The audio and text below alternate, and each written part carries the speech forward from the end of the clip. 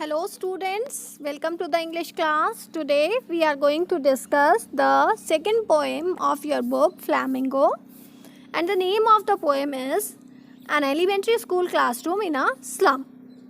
Okay, and this poem is written by the famous poet Stephen Spender. Students, Stephen Spender is a poet who used to write about the social issues, and here in this poem he has written about the different themes, that is social injustice and class inequalities. Let us see that what sort of social injustice and class inequalities are there in our society. By reading the poem line wise, let us read the poem line by line. So the poem is like far, far from the gusty waves, these children's faces, like rootless weeds, the hair torn round the parlor. It means that the poet pointed towards the pathetic condition of the slum children, and these children are in a slum school. The poet says that their life is in sharp contrast to the open and healthy environment beyond their slums. He compares the unkempt hair of these children to rootless weeds, which are haphazardly scattered over their pale faces. The tall girl with her way down head, the paper-seeming boy with rat's eyes.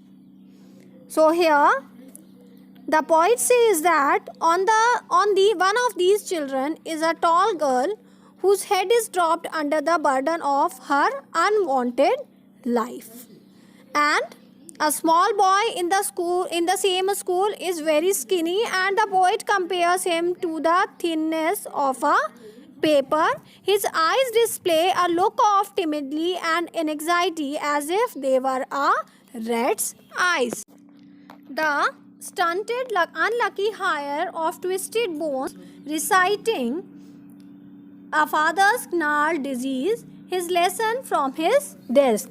The thin boy with rat's eyes in an unfortunate hire of the deformed and twisted body, he has inherited nothing but disease from his father and ill luck from his father. He recites his lesson from his desk in a mellow and weak voice. Both his voice and appearance are like his father's deforming disease. At the back of the dream class, one unnoted, sweet and young, his eyes live in a dream of squirrel's game in tree room other than this.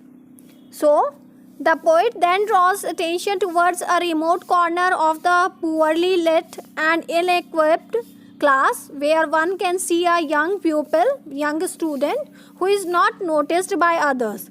The innocent kid is lost in the world of his own dreams. In his fantasy, he plays and frolics around like the squirrel in her tree room. The dullness and monotony of the classroom has yet not shattered the power of his imagination. Let us see the next line. On sour cream walls, donations, Shakespeare's head, cloudless at dawn, civilized dome, riding all cities. So, here, the poet describes the condition of the infrastructure of the school. The classrooms are ill-maintained and the walls are painted in a lifeless cream color. And they make the world of these children even more dull and depressing. And he says that on the walls are displayed the name of the people who donated money to the school.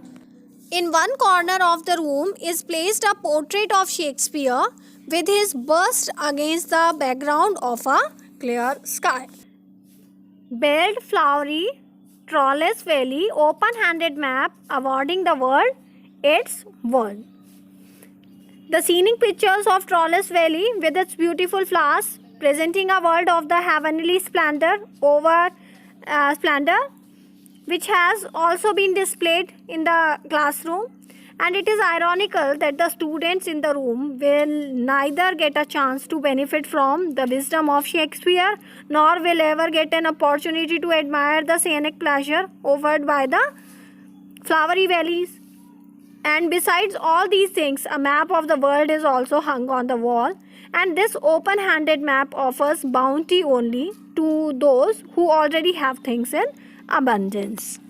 And yet, for these children, these windows, not this map, they are worlds where all these their futures painted with a fog. So, the author says that to these children, the true world is not the one depicted in this map. Means in the world map, their world is what they get to see through the foggy windows of their classrooms. Okay, and their world is dark and their future is bleak with no hope for improvement. A narrow street sealed in with a lead sky. And here the poet says that these children can visualize only a narrow path enclosed by a dull sky. Far, far from rivers, capes and stars of words. So here the poet says that, as I have told you, that their path is enclosed by the dull sky only, and that sky that keeps them miles away from the vast natural world of rivers, mountains and stars. Means due to all this, they cannot enjoy the natural beauty. Surely Shakespeare is wicked. The map a bad example, with ships and sun and love tempting them to steal for lives they slyly turn in their cramped holes. So here the poet just wants to say that the legendary literary figure Shakespeare of wickedness, he does so because he called the Shakespeare wicked because the wisdom of Shakespeare or the beauty of literature does not hold any value for these hungry souls. The beautiful world of ships, sun and love as shown by Shakespeare is not only imaginable for them, but it tempts them to resort to steal in order to quieten their feelings of hunger. And similarly, the world maps too are a bad example for these children, for the view offered by them is in contrast to their cramped existence. From fog to endless night, on their slag heap, these children wear skins peeped through by bones and spectacles of steel with mended glass like bottle beds on stone. So, where the children lives, the poet wants to say that they are held up from cold foggy mornings to harsh nights. And the poet also wants to highlight that by saying that these hungry children live in a place that is like a heap of dirt. They are so thin that it appears as if their bones are peeping through, means looking out of their skin, covered of their skin. They wear discarded spectacles that have been coarsely mended, and the glass of their spectacles look like pieces of broken bottles lying scattered on stones. All of their time and space are foggy slums, so blot their maps with slums as big as doom. So here the poet shows his frustration, and he suggests that since the entire life of these children is restricted with their hazy slum, the beautiful scenic graphics in the maps on their classroom walls should be blotted. And instead, there should be pictures of slums which are massive and scarcely like doom. Unless the governor, inspector, visitor, this map becomes their window, and these windows that shut up upon their lives like catacombs. So here the poet shows his anger, and he just gets softens in his tone by saying that he began to appeal to the readers, and saying that the governor, inspector and visitor should make efforts to improve the condition in the school of these children. He also urges them to work till the world map displayed in the classroom becomes the vision of the future of these children.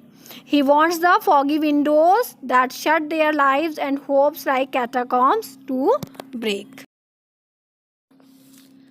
Break, break, oh break and open till they break the town. So, as I have told you that here the poet wants to give them a hope, and he wants those lives and those hope of these children must be, and show the children to green fields and make their world run azure on gold sands.